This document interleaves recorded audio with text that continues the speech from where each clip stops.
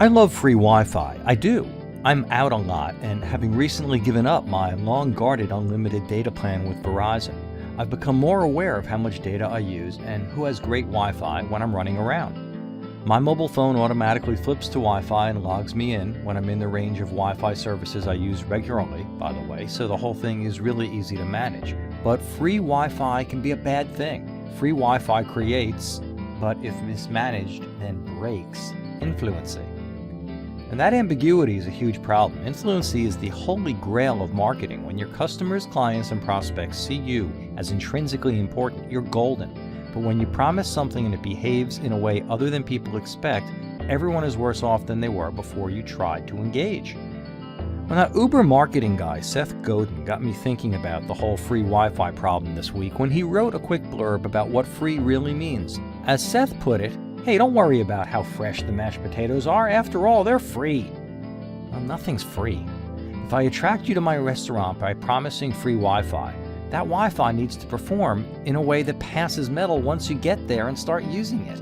Anyone who's used Starbucks Wi-Fi when there are other people trying to do that knows what I mean. Way more often than not, Starbucks Wi-Fi is awful. They're addressing this, by the way. Starbucks is in the process of switching internet providers.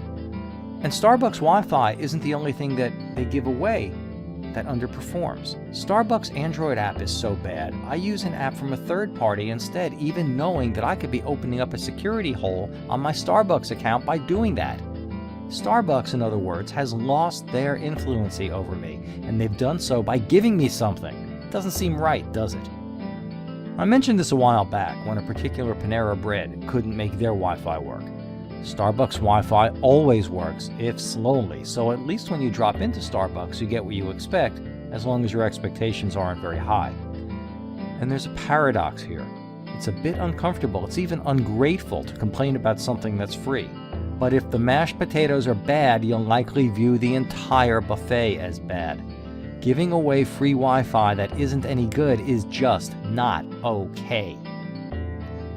Now, there are different ways to swing Influency back in your favor. Starbucks is doing the right thing by switching to that faster connection than the one they have now, and because the congestion of Starbucks Wi-Fi is at least partially self-managed by the size of their stores, it could stay okay. I'd like to believe that occurred to Starbucks when they decided to make the switch, by the way. Although more likely they just yelled, "More!" and Google came to their rescue. But free Wi-Fi is like that.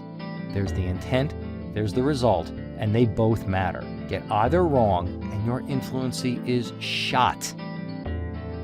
Think that sounds like a lot to manage? Well, here's a really simple Influency solution that works every time. Contact me. I'm the answer guy, and I'll be back.